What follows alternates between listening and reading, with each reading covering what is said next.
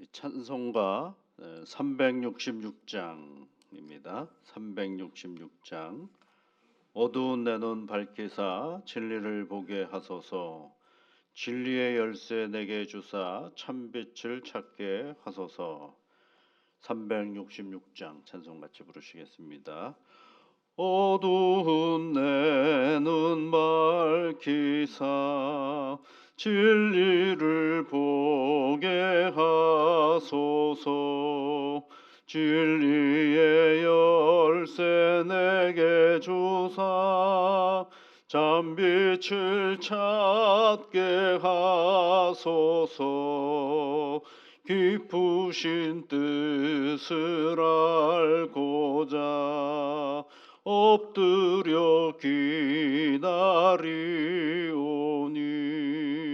내 눈을 뜨게 하소서.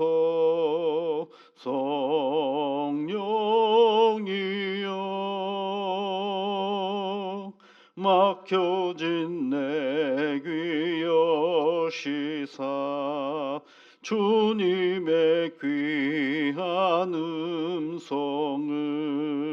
이 귀로 밝히 들을 때에 내 기쁨 한량 없겠네. 깊으신 뜻을 알고자 엎드려 기다리오니 내 귀를 열어 주소서.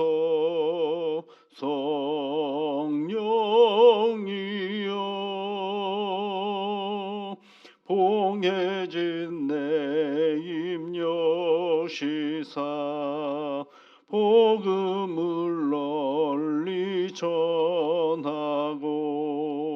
차가운 내 맘 녹여주사 사랑을 하게 하소서.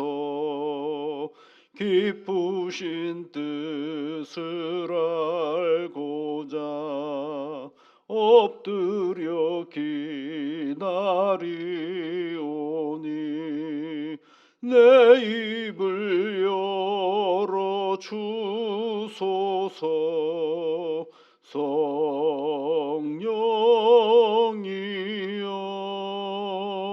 성령이여. 하나님 아버지, 오늘도 우리에게 새로운 날을 주셔서 감사를 드립니다. 이른 아침에 하나님께 나와 기도하는 주의 자녀들입니다. 한 사람 한 사람 그 간구의 귀를 기울여 주시고 하늘의 은혜와 복으로 함께하여 주옵소서. 우리 인생사 속에는 좋은 일도 있지만 때로는 감당하기 힘든 일들로부터 해서 여러 가지 곤고한 것들이 우리 앞에 있습니다. 그러기에 하나님 앞에 간구하오니 분별의 은혜와 지혜를 허락하여 주셔서 그 문제 속에 하나님의 임재를 보게 하시고 하나님의 인도하심도 알아가는 복된 우리의 지혜로운 삶의 자리가 오늘 되도록 은총을 내려 주시옵소서. 하나님 아버지, 감당할 수 없는 인생의 문제 앞에 다양한 우리의 감정으로 인하여 그 문제를 더 흐트러지게 복잡하게 만들어가는 저희들이 되지 아니하도록 주 성령께서 담대함으로 함께하여 주시고 우리의 눈을, 우리의 귀를, 우리의 입을 여셔서 하나님의 뜻을 잘 헤아려 알아가는 귀한 믿음의 자녀들이 다 되어줄 수 있도록 은총을 내려 주시옵소서. 사랑하는 가정을 기억하시사 하나님의 은혜로 늘 채워주옵시고 애쓰고 수고하고 노력할 때마다 수고의 기쁨과 열매와 성취의 감사가 넘치는 복된 귀한 가정들이 되어주기에 이끌어 주옵소서. 오늘도 가족 한 사람 한 사람 모두에게 건강으로 함께하여 주시옵소서. 그 마음의 자리가 오늘 밝다라고 한다면 찬양으로 가득하게 하여 주시고 오늘의 이 아침에 세상의 여러 가지 해결할 인생의 문제로 말미암아 어둡고 힘겹다라고 느껴질 때에는 그 시간이 하나님 앞에 엎드려 기도하는 시간이 되게 인도하여 주시옵소서. 우리가 지난 주일날 오후 예배 때 말씀 나눴던 것처럼 주 하나님의 아들 주 예수 그리스도시요 나를 불쌍히 여기소서라는 이 간단한 기도가 늘 우리의 입술에서 맴돌게 하여 주옵시고 늘 순간순간 우리 마음과 우리의 몸 속에서 이 기도가 계속해서 나올 수 있게 하여 주시옵소서. 예수님 이름으로 기도하옵나이다. 아멘. 하나님의 말씀은 오늘 로마서 12장 2절에 있는 말씀입니다. 로마서 12장 2절 우리 같이 읽어보겠습니다. 너희는 이 세대를 본받지 말고 오직 마음을 새롭게 함으로 변화를 받아 하나님의 선하시고 기뻐하시고 온전하신 뜻이 무엇인지 분별하도록 하라. 우리가 계속해서 하나님의 뜻을 알아가는 그런 우리의 신앙의 길이 되고자 말씀을 통하여 살펴보고 있습니다. 오늘도 말씀을 보시면 본받지 말라. 이 세대를 본받지 말고 마음을 새롭게 함으로 변화를 받아, 그렇죠? 변화를 받아. 그래서 뭘 하라는 거예요? 분별하도록 하라라는 거죠. 근데 여기서 이거 다 누가 해야 되는 건지 한번 잘 보십시오. 다 누가 해야 되는 겁니까? 세대를 본받지 않는 건 하나님이 세대를 본받지 않는 겁니까? 내가 세대를 본받지 않는 겁니까? 내가 해야 되는 일이죠. 그리고 또 뭐예요? 마음을 새롭게 함으로, 그렇죠? 누가 하는 일입니까? 내가 하는 일이죠. 날마다 내 마음의 자리를 새롭게 해야죠. 변화를 받는 건 누가 하는 겁니까? 내가 변화를 받는 거죠. 아무리 교회를 오래 다녀도 꼼짝하지 않으면 그게 어떻게 이게 변화가 되겠어요. 그렇죠? 그래서 어떻게 해요? 분별하도록 하라. 하나님의 뜻이 어디 있는지 분별하도록 하라라고 얘기를 하고 있죠. 그 얘기는 뭐예요? 여러분 우리가 하나님의 뜻을 발견하는 데에는 누구의 수고가 필요하다는 걸까요? 나의 수고가 필요하다라는 거죠. 가만히 앉아서 이게 하나님의 뜻인가 보다. 그럴 리가 없어요. 열심히 믿음 생활하면서 열심히 우리의 일상생활을 하면서 그 속에서 하나님이 우리에게 주시는 은혜를 얘기하는 것이 이게 하나님의 뜻을 분별하는 거죠. 이 성경에 보면 이 분별하다라는 말이 참 많이 나옵니다. 이 분별이라는 말의 그 가장 일반적인 뜻은 어떤 것이냐면 일상에서 하나님이 어떻게 일하시는지 아는 영적인 통찰력이에요. 일상에서 늘 있습니다, 여러분. 하나님의 분별은. 근데 우리는 하나님의 뜻을 알고자 맨날 어디로 가요? 일상을 떠나려 그래요. 그래서 기도원에 가서 오랫동안 기도하면 하나님의 뜻을 발견할 거라고 생각을 하잖아요. 그렇지가 않습니다. 여러분 변화산상에서 예수님이 변하셨을 때 그때 제자들이 뭐 합니까? 초막셋을 짓고 여기가 좋사오니 그러잖아요. 그때 그 환상을 깨시는 분이 누구예요? 예수님이에요. 얼른 깨가지고 다시 산 아래로 내려가시는 예수님의 장면이 있어요. 예수님이 늘 기도하셨다고 했어요. 아침에도 기도하시고 새벽에도 아침이 새벽이죠. 저녁에도 기도하시고. 그럼 기도하면 안 왔나요? 그렇지 않죠. 어디로 가요? 늘 사람 사는 세상으로 내려가는 그 모습을 우리가 알 수가 있죠. 그래서 이 분별이라는 것은 일상에서 하나님이 어떻게 일하시는지, 일상에서 하나님이 어떻게 일하시는지 그때 알아가는 영적인 통찰력을 분별이라고 합니다. 거기서 나타나는 경험과 지식이죠. 옛날에 이제 그 사막에 영성가들이 참 많이 갔었어요. 왜냐하면 세상이 이 사막 교부들이 언제 발생하기 시작했냐면 로마가 그리스도교를 국교로 인정한 후에 모든 사람이 교회 막 그럴 때 오히려 교회가 이상해졌거든요. 그러니까 그 중에 정말 순수한 신앙을 생각하는 사람들이 사막으로 나가기 시작을 했어요. 그 사막의 영성가들에게 있어서 이 분별하는 것 이것을 뭐라고 얘기했냐면 테오리아 피지케라고 돼 있어. 테오리아 피지케가 뭐 영혼 뭐 이런 거고요. 테오리아는 이론 이런 거죠. 지식 이런 거죠. 그러니까 분별의 지식을 테오리아 피지케라고 얘기를 했어요. 그런데 이때 얘기하는 것은 겉으로 드러난 현상을 봅니다. 여러분 우리 일상생활 속에서 보면 늘 무슨 일어나는 일들을 보고 듣고 하잖아요. 보고 듣는 것이 정보인데 그걸로만 끝나는 것이 아니라 그 보고 들은 현상을 뛰어넘는 더 깊은 의미를 찾아가는 사람들, 이런 사람들이 이제 이게 분별의 사람들이죠. 그래서 이 분별하는 하나님의 뜻을 잘 분별하는 방법을 몇 가지로 지금 개개인에게 주신 하나님의 뜻을 분별하는 방법이 있다고 그랬죠. 첫 번째가 하나님의 말씀이라고 그랬고, 그리고 여러분들 새벽마다 나와서 기도하는 이 기도의 시간이라고 그랬고, 어제 이제 그런 말씀을 들었죠. 자기를 잘 분별하는 자기 평가라고 할 수가 있겠죠. 내가 누구인지를 잘 아는 거죠. 그러니까 내가 경험이 무엇인지, 내 지식이 얼마나 있는지, 그리고 나는 어떤 기질을 가지고 있는지, 내 능력은 무엇인지, 이런 걸 잘 판단할 수 있어야 된다라고 말씀을 드렸습니다. 이제 오늘 네 번째로는 뭐냐면 요즘 말로 말하면 상담과 조언이라고 할 수 있겠죠. 그러니까 일상생활 속에서 내가 믿음의 길을 걸어가는데 믿음 생활하면서 만나는 사람들이 있을 것 아니겠어요?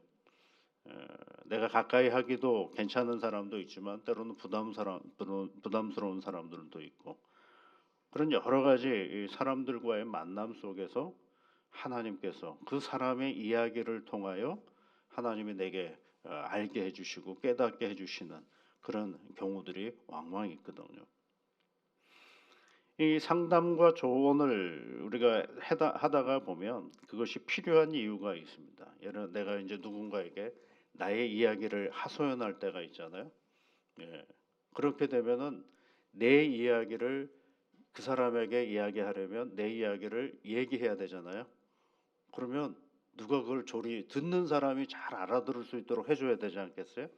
그러면서 자기의 이야기를, 자기의 상황을, 자기의 형편을 조리 있게 정리가 되는 거거든요. 그러니까 상담이나 조언의 시작은 내가 이야기를 해야 되는데 내가 이야기하는 내 내용을 누가 먼저 정리하는 거예요? 내가 먼저 정리하는 거예요. 누구한테 얘기하려고 하니까. 그래서 그 과정에서 자신의 태도, 내가 이렇게 생각했구나, 내가 이렇게 보고 있구나라는 것들을 잘 정리하게 되는 거죠. 이런 경우는 하나님의 즉각적인 응답은 아니지만 장기적으로는 하나님의 음성을 들을 수 있는 하나님의 뜻을 발견하는데 아주 기초 자료가 될 수가 있는 것입니다. 두 번째로는 내가 아는 것, 생각하는 것과는 다른 이야기를 들음으로 인해서 어떤 결과가 나오느냐면, 내가 못 본 것을, 내가 생각하지 못했던 것들을 바라보게 되고 생각할 수 있는 그런 정보와 통찰력을 얻게 되는 경우가 있죠. 세 번째는 상담과 조언은 어, 때로는 내가 가지고 있는 그 실수와 결함을 보게 만들거든요. 내가 이런 내가 정말 잘못했구나.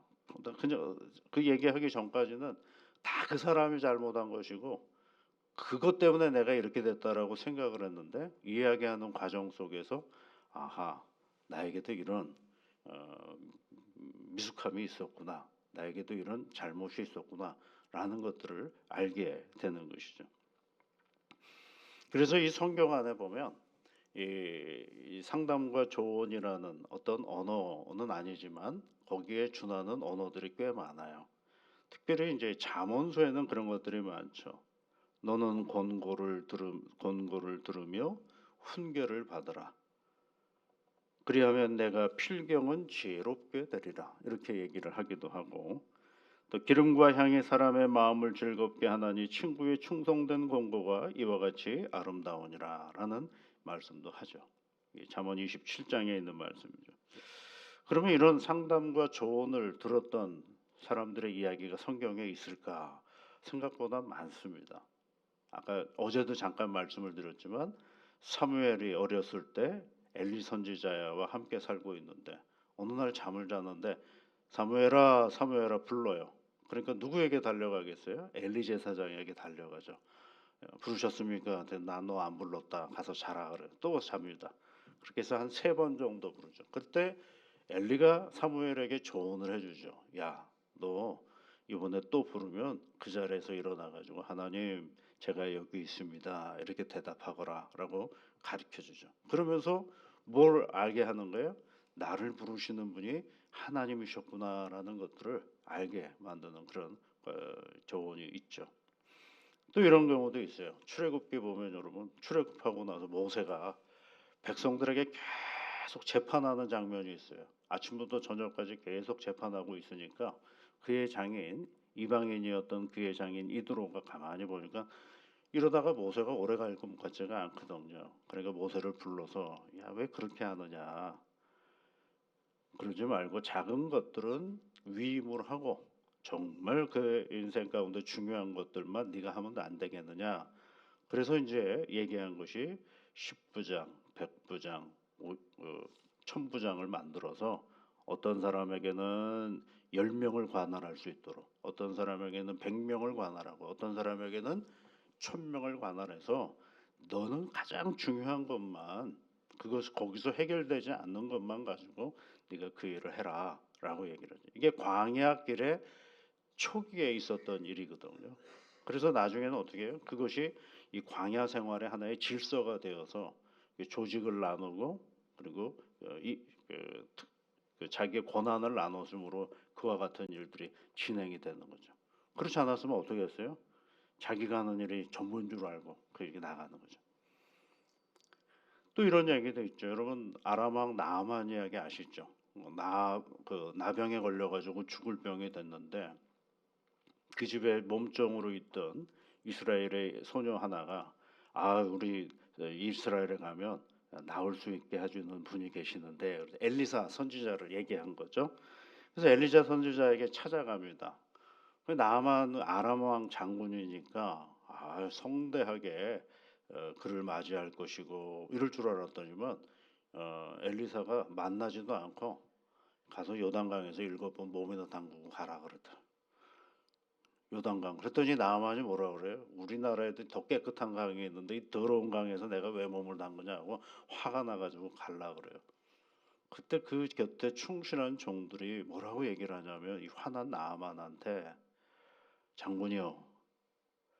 병이 낫기 위해서 이보다 더한 일도 해야 될 터인데 뭐가 어렵습니까? 몸에 담그는 일 가서. 그래서 조언을 해가지고 가서 몸을 담그죠.